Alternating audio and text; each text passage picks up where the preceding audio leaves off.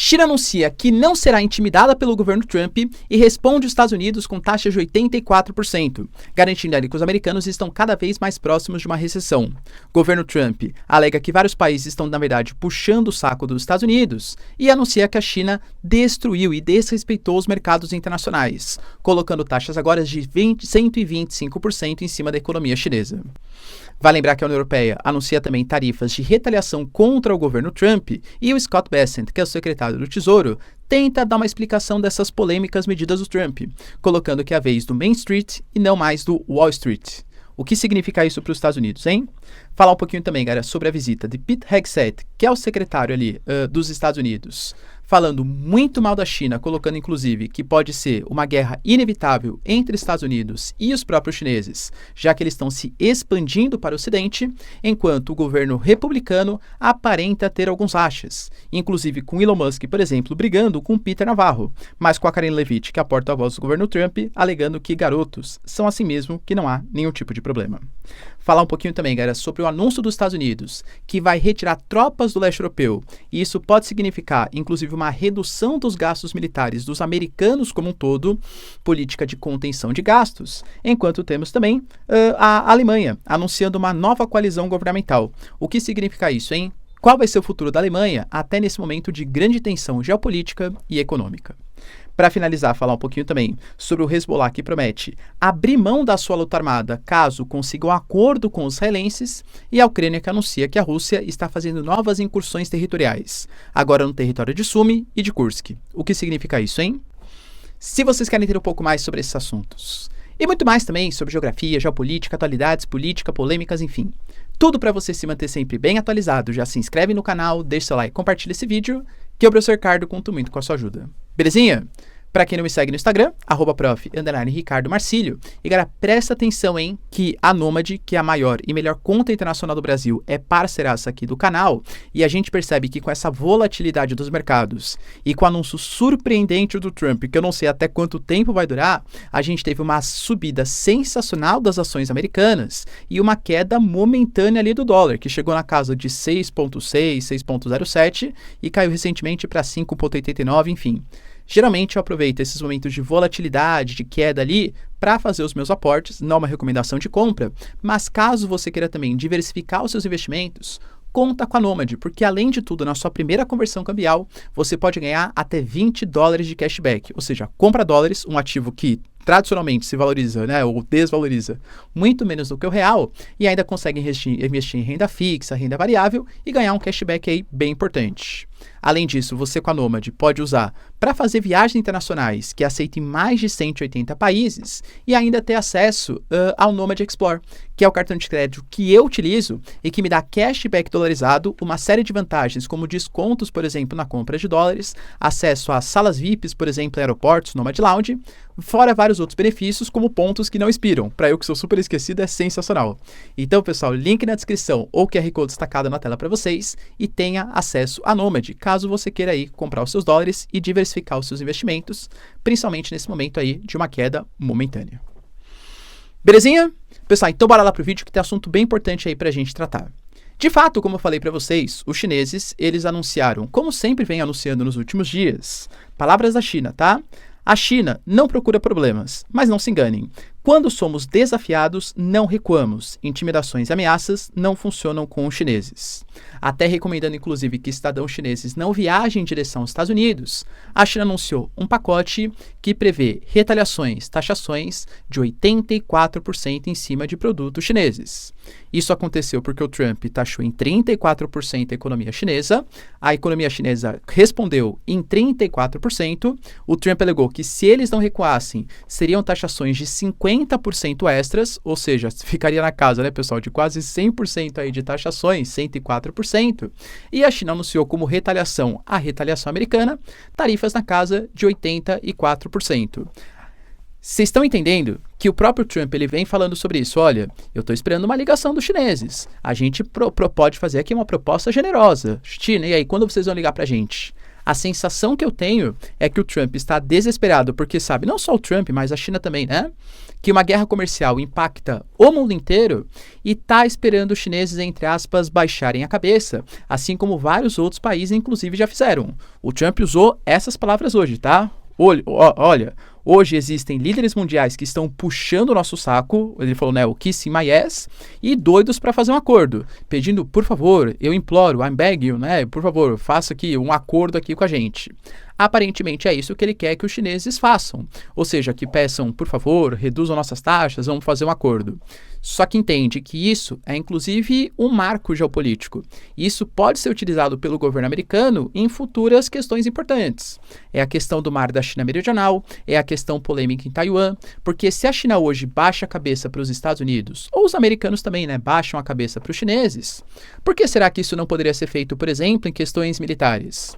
Então, se os Estados Unidos obrigarem, por exemplo, alegando que vão atacar os chineses, a que a China não faça uma reunificação com Taiwan, a China também vai baixar a cabeça? Também vai aceitar as deliberações e os mandos aí, desmandos dos Estados Unidos? Ou agora, a China, que tem comprando essa guerra comercial, é o Trump que vai ter que baixar a cabeça e pedir, por favor, China, desconsidere, vamos negociar. Fato é que o primeiro país que recuar dessas taxações, muito possivelmente vai ser visto como um governo mais, entre aspas, fraco.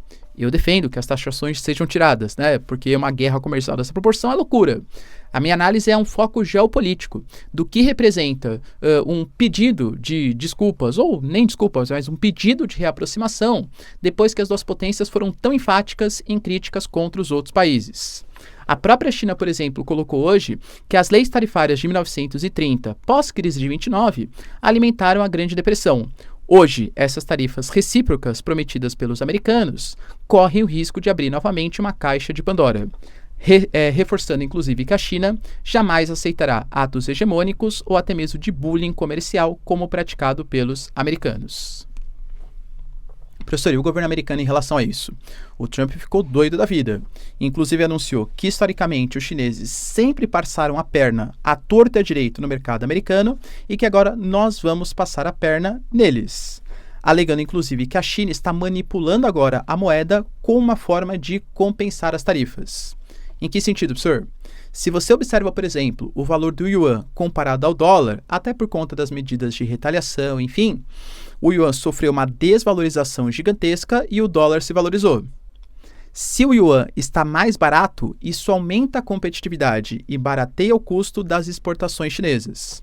Então, Trump alega que é uma manobra artificial dos chineses, a desvalorização cambial, para que mesmo com as sobretaxas do governo americano, essa desvalorização da moeda chinesa continue aumentando a competitividade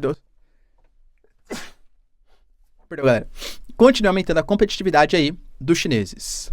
A China, claro, alega que não é uma coisa proposital, mas sim a própria lógica do mercado.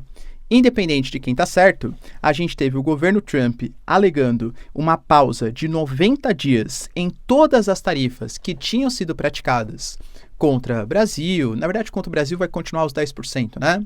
Mas contra Israel, contra a União Europeia, contra, sei lá, a Índia, contra todos os países, durante 90 dias, já que ele alegou que os países buscaram fazer novos acordos, entenderam as necessidades americanas, enfim, pausa de 90 dias e taxa mínima de 10% para todo mundo. Durante esses 90 dias, negociações vão acontecer e quando essas negociações acontecem, algumas tarifas ali podem ser restabelecidas com cada negociação individual, exceto para um país, para a China. Para a China, segundo Trump, já que os chineses não respeitaram, mostrar-lhe a falta de respeito com os mercados mundiais e com os Estados Unidos, a taxação é de 125%. É guerra comercial, porque a China agora possivelmente também vai anunciar novas retaliações. Porque a China colocou 84, porque os Estados Unidos tinha colocado 104. Agora que os Estados Unidos está colocando 125, a China vai colocar 105? Só que entende que os chineses utilizam, por exemplo, maquinários que dependem de peças americanas. A China, por exemplo, vende os seus produtos para o mercado americano. Numa economia globalizada, com uma baita guerra comercial e com a terceirização da produção e essas cadeias produtivas altamente dependentes, ainda mais das duas maiores economias do planeta, não dá para imaginar que economicamente haja uma potência ou um país vencedor. Geopoliticamente, eu já vou tratar isso com vocês. Eu vejo, tá, embora Karine Leavitt, que é a porta-voz, tenha falado coisas diferentes, uma parcial vitória dos chineses, porque a China está saindo como a razoável da história. Então, países, por exemplo, mesmo que, poxa, sei lá, os Estados Unidos volte e faça acordo com todo mundo. Será que o Canadá tem a mesma confiança que tinha antes dessas políticas de retaliação e até mesmo das ameaças do governo Trump? Será que a União Europeia ainda goza da mesma credibilidade? Será que os japoneses, que se sentiram, por exemplo, eventualmente perdidos, porque estão cercados entre Rússia, Coreia do Norte e chineses, e precisam do apoio americano, será que eles sentem seguros só com o apoio agora dos Estados Unidos ou vão buscar novos mercados, até mesmo mercados militares? Então, geopoliticamente, eu vejo uma busca dos outros países por reduzir a sua independência frente aos Estados Unidos e até mesmo a prolongar, né, ou fazer maiores parcerias aí com os chineses. A Karine Leavitt, que é a porta-voz, falou o contrário. Falou que, na verdade, não entendem os países, né, ou os críticos do governo americano, não entendem nada de negociação. Ligam hoje todos os países para os Estados Unidos e não para Pequim. Como eu falei, acho uma visão um pouco míope, porque de fato isso está acontecendo porque é uma questão mais conjuntural. Sim, os países hoje vão procurar os Estados Unidos porque os Estados Unidos está taxando, mas em longo prazo vejo isso como um alerta para os países que depender dos Estados Unidos, ou não só os americanos, mas depender de um único país, pode ser muito perigoso. A própria União Europeia, por exemplo, aprovou por meio da Comissão Europeia uma retaliação de 25% em cima de alguns produtos específicos, agora já para a semana que vem, e alegou que no próximo mês, caso não tenha nenhum tipo de acordo, novas taxas serão colocadas na casa também de 25%. Lembrando que a União Europeia teve o aço e o alumínio e os automóveis taxados em 25% e o restante dos produtos taxas de 20%. Só que também deixa claro que a Comissão Europeia falou que essas medidas podem ser suspensas a qualquer momento, caso os Estados Unidos concordem com um resultado de negociações que seja mais justo e negociado. Professor, você acha que agora o Trump, que falou essa pausa de 90 dias, colocando 10%, inclusive na União Europeia, isso pode fazer com que essa medida seja revogada? Talvez sim, mas novamente, uma questão conjuntural. Mas estruturalmente falando, vejo a União Europeia com um pouco mais de medo de ter uma parceria tão próxima e estratégica com os Estados Unidos. Enquanto isso, cara, assim, a gente percebe que a sociedade americana, a comunidade internacional, vem buscando por respostas. E eu diria que hoje, o secretário do Tesouro americano, que é o Scott Bessent, ele deu uma declaração muito enfática, muito poderosa do que pode ser essa resposta. Por que o Trump está fazendo isso? Quer você concorde, quer você não. Eu já trouxe em vídeos passados que, de fato, a economia americana atravessa problemas. Temos os Estados Unidos com 36 trilhões de dólares de dívida. Os americanos hoje passam, sim, por um processo de desindustrialização, é fato, com inclusive uma série de indústrias estrangeiras invadindo, entre aspas, o mercado americano, seja com as automotivas ou em outros setores aí estratégicos. E os americanos têm um déficit comercial anual na casa de 900 bilhões de dólares, sendo que só com os chineses é na casa de 267 bilhões de dólares. Ou seja, vamos proteger e, inclusive, vamos fazer com que os americanos atinjam novos mercados. Se a gente pega um mapinha, por exemplo, comparando como que os países mantinham relações comerciais com a China e com os Estados Unidos nos anos 2000 e como é hoje, 2025, a diferença é gritante. Os países estão cada vez mais negociando com os chineses em detrimento de uma negociação com os Estados Unidos. O Scott Bessent deixou bem claro, acabou a vez do Wall Street, colocando que dessa vez o Main Street, ao invés de Wall Street, é que vai enriquecer, já que Wall Street já enriqueceu nas últimas 4 décadas. Quando ele fala Wall Street, ele está se relacionando, né, aos especuladores, grandes investidores, a Warren Buffett, né, enfim, a galera que lucra, que são CEOs, os grandes investidores. Quando ele fala do Main Street, ou seja, a principal, né, vamos colocar assim, são os consumidores, as empresas, alegando que as políticas econômicas americanas auxiliaram muito o capital especulativo, o capital de bolsa de valores, mas não exatamente o capital produtivo, a empresa, o consumidor. Cara, talvez o grande símbolo disso seja o tal do Manufacturing Belt, né? Ou seja, aquele nordeste dos Estados Unidos. Cinturão produtivo muito tradicional, com indústrias automotivas, indústrias de base, Boston, Pittsburgh com as suas siderúrgicas, Boston com a sua indústria química, e que perdeu a sua indústria pelos altos custos produtivos, inclusive também para os chineses. ele fala que agora é hora de voltar à indústria. Inclusive colocando, né? Olha, dessa vez é a vez do Main Street contratar trabalhadores e restaurar o American Dream. Ou seja, a gente vai investir mais na economia real e caso os especuladores percam dinheiro, não é nosso problema, não é nossa visão, pelo menos, de curto prazo. Ou seja, os americanos estão apostando que a volta da indústria para os Estados Unidos pode representar um sintoma bom para a economia americana. Eu vejo isso já com alguns problemas, porque hoje não vivemos mais na fase do capitalismo industrial, e sim na fase do capitalismo financeiro monopolista, ou informacional, né? A ideia é que hoje você ter a parte produtiva não é exatamente a parte mais lucrativa, e sim a parte da pesquisa, desenvolvimento, juros, investimento em capital. Isso gera muito mais valor do que ter a produção. Poxa, vamos dar um exemplo bem concreto? Os Estados Unidos taxou, por exemplo, a Nike no Vietnã. E aí a Nike, ele quer o quê? Que volte a produzir nos Estados Unidos. Concorda que hoje um trabalhador vietnamita, ele recebe muito menos do que um trabalhador americano. Ah, professor, mas se essa indústria vier para cá, vai gerar emprego nos Estados Unidos. Poxa, os americanos estão com déficit de emprego? Se tem uma coisa que não falta nos Estados Unidos, é emprego. É quase uma política de pleno emprego. A Nike vai ter que produzir nos Estados Unidos e empregar uma mão de obra cara, fazer o custo de produção aumentar bastante e prejudicar o poder de compra da própria população do mercado interno. Poxa, cara, é isso que os Estados Unidos quer? Se reindustrializar, comprando briga geopolítica com os outros países e encarecendo seus próprios custos produtivos, nem faz mais sentido para a lógica atual do capitalismo. Não é os Estados Unidos que perderam a indústria, é o mundo desenvolvido, que na verdade percebe que hoje o setor financeiro, o setor de serviços, gera muito mais vantagens, inclusive financeiras, do que exatamente o capital produtivo. Não estou dizendo que os Estados Unidos não tenham méritos em alguns argumentos. Poxa, alguns setores estratégicos, sei lá, chips e semicondutores. Ah, depender da China, depender de Taiwan é perigoso.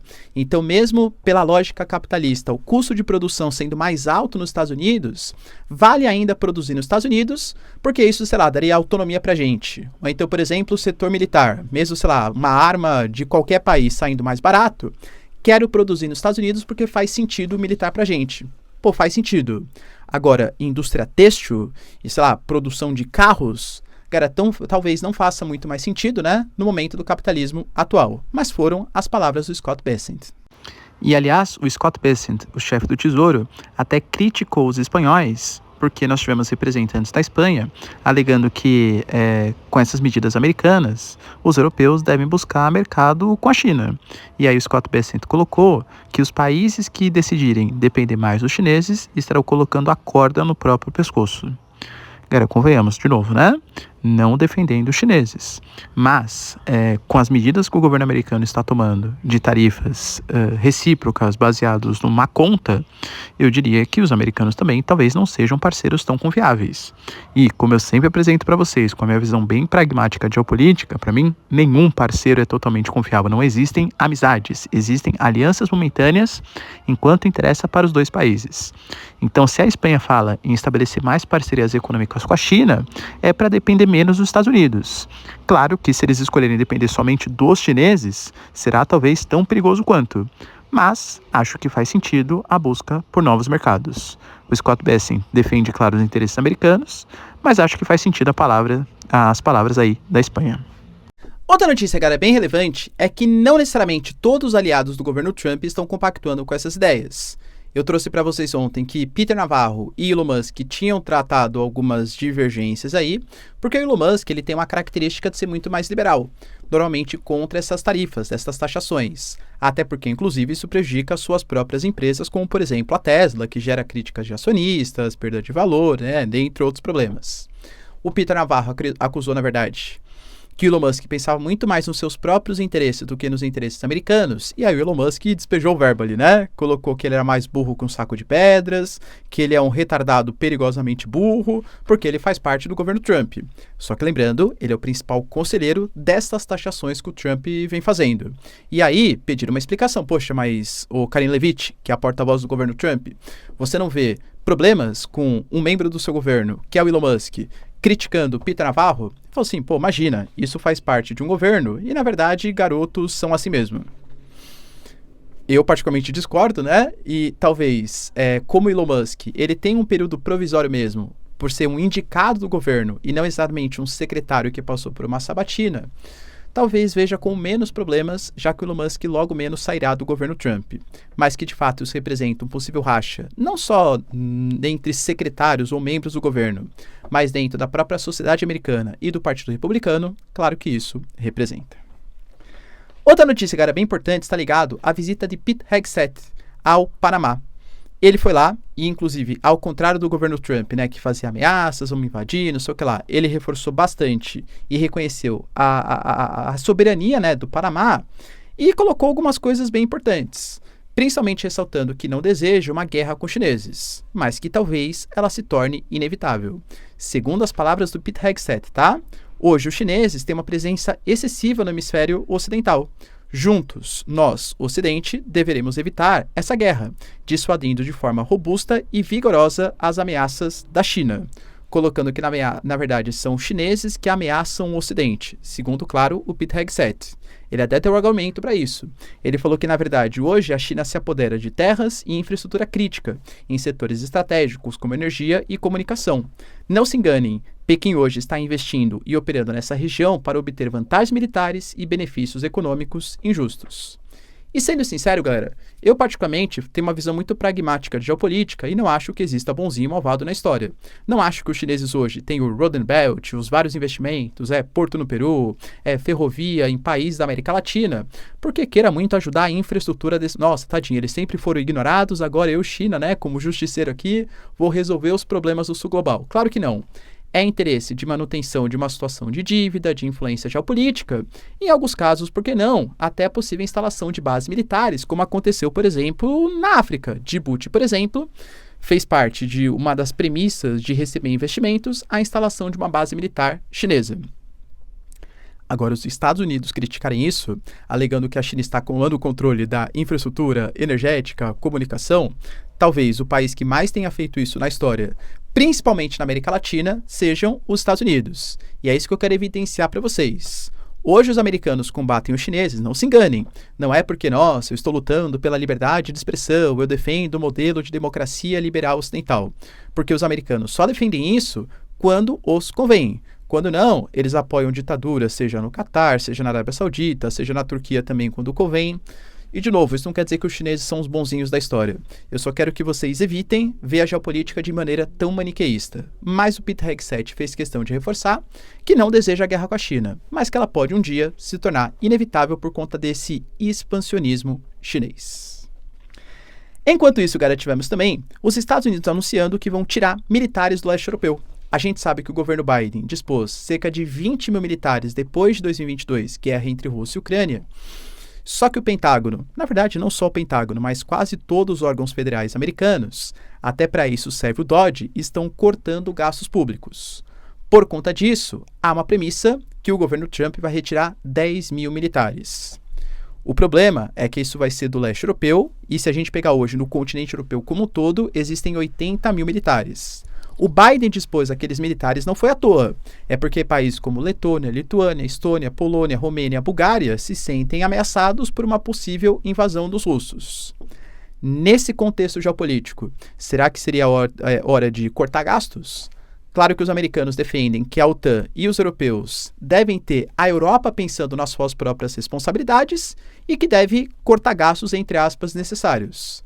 Mas, novamente, pensar com o bolso, sendo um estado tão importante geopoliticamente como os Estados Unidos, e ignorar que nesse momento existe uma tensão no leste europeu, pode ser perigoso para futuras pretensões do Estado americano. Trago para vocês que o programa Rearm Europe, que vai gastar 800 bilhões de euros, não dispõe de nada de equipamento americano. De novo, porque os americanos hoje, talvez, representem para parte dos países europeus um perigo, sendo que eram os aliados muito confiáveis até questão de 5 anos atrás. Enquanto isso, galera, tivemos também, na própria Alemanha, finalmente a formação de um governo. A CDU-CSU, junto com a SPD, ou seja, centro-direita e centro-esquerda, anunciaram a formação de um governo. Se os dois partidos se unem, mesmo eles não sendo, né, não sendo o primeiro e segundo colocado, já que a alternativa para a Alemanha ficou na segunda colocação, isso já vai representar 328 cadeiras de um total de 630. Ou seja, já conseguem formar um governo, claro, com Friedrich Merz, que é da CDU, da centro-direita, sendo nomeado como primeiro-ministro. E ele já colocou algumas das suas prioridades, hein? Colocando, galera, que vai reduzir gastos e, inclusive, incentivar empresas, indústrias alemãs, com subsídios no setor de energia e redução dos impostos. Outro ponto importante é que, do ponto de vista geopolítico, ele defende uma autonomia da Alemanha, tanto do ponto de vista financeiro como do ponto de vista militar. Vale lembrar também que, pouco antes agora, né, desse parlamento sair do poder, eles votaram uma proposta bem polêmica que reduz o chamado freio da dívida, anunciou maiores gastos ali em defesa e inclusive 500 bilhões de euros só para infraestrutura nos próximos 10 anos.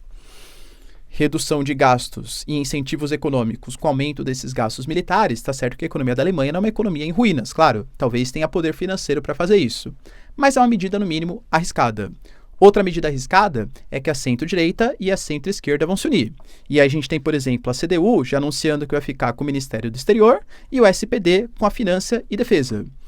SPD, que é de centro-esquerda, geralmente mais intervencionista, em um governo que quer reduzir gastos. Será que isso vai dar certo? Pode dar uma certa polêmica.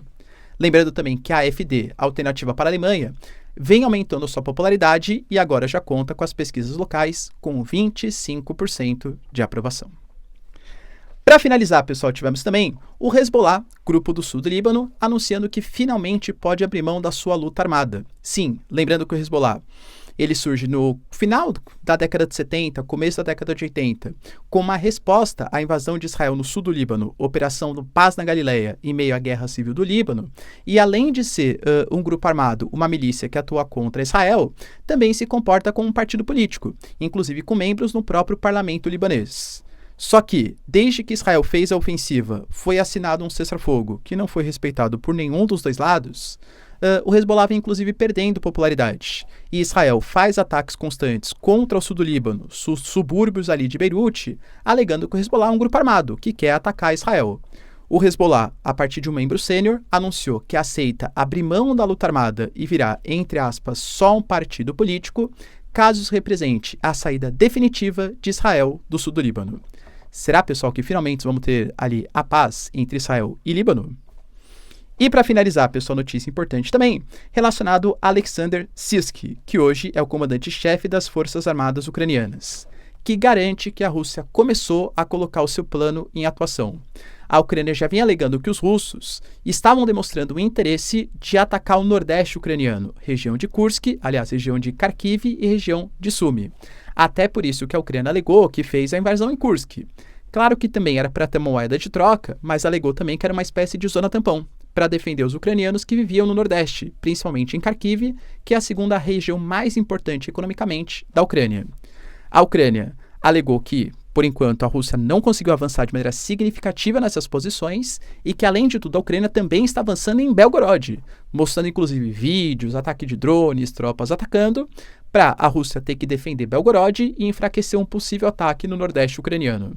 Talvez por isso o Putin não esteja tão disposto, pelo menos nesse momento, a fazer uma negociação de paz. Será que ele pretende, galera, dominar também o nordeste ucraniano, principalmente a região de Kharkiv?